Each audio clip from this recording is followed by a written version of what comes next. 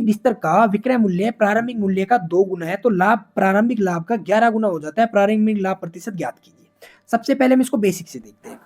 हम बोलते हैं सीपी रेशियो एसपी। अगर सीपी एक्स है और एसपी वाई है, पहले केस में हमसे बोला गया विक्रय मूल्य प्रारंभिक मूल्य का 2 गुना। सीपी तो हमारा एक्स का एक्स है, एसपी कितना हो गया 2y, एसपी हमारा 2y हो गया। तो पहले कितना प्रॉफिट हो रहा था भाई, पहले प्रॉफिट हो रहा था y माइनस एक्स का। एसपी में से सीपी घटा देंगे, प्रॉफिट आ जाएगा। अब जो नया प्रॉफिट है, लाभ प्रारंभिक लाभ का 11 गुना। ये प्रारंभिक लाभ का 11 गुना लाभ कब हुआ, जब हमने ये वाला लाभ हमारा आया, जब हमने एसपी 2 गुना कर दिया तो हमारा जो लाभ है पहले के लाभ का 11 गुना हो गया। तो यहां से आप बोल दोगे कि सब 11y minus 11x is equal to 2y minus x. मतलब यहाँ पे आपका 9y बराबर 10x हो गया। तो x अपॉन y कितना हो गया, x आपका 9 था, y आपका 10 था।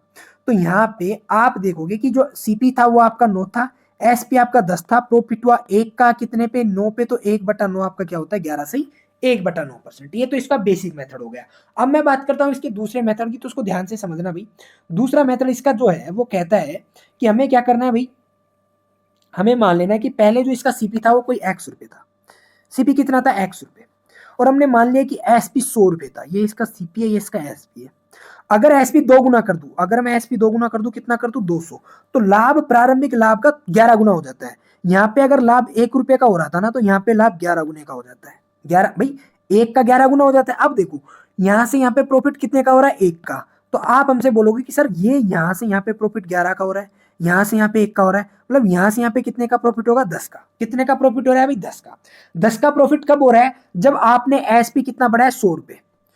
100 रुपए बढ़ा दिया तो कितना गुना प्रॉफिट हो गया, 10। अगर मैं 1 की बात करूं तो 1 गुना प्रॉफिट के लिए कितना होना चाहिए, ये 10। तो इसकी वैल्यू कितनी थी भाई, 1 की वैल्यू 10। 1 की वैल्यू कितनी थी, 10। 1 की वैल्यू 10 थी, मतलब प्रॉफिट आपका 10 रुपए, एसपी आपका 100 है, प्रॉफिट 10 है, तो सीपी कितना होगा, 90। तो भाई वही आ गया आपका सीपी रेशियो एसपी। सीपी आपका 90 है, एसपी आपका 100, तो वही प्रॉफिट हो गया 1/9 का, मतलब 11 से 1/9%। तो ये दो तरीके, दोनों तरीके में से जो भी आपको समझ में आए उससे जा सकते हो।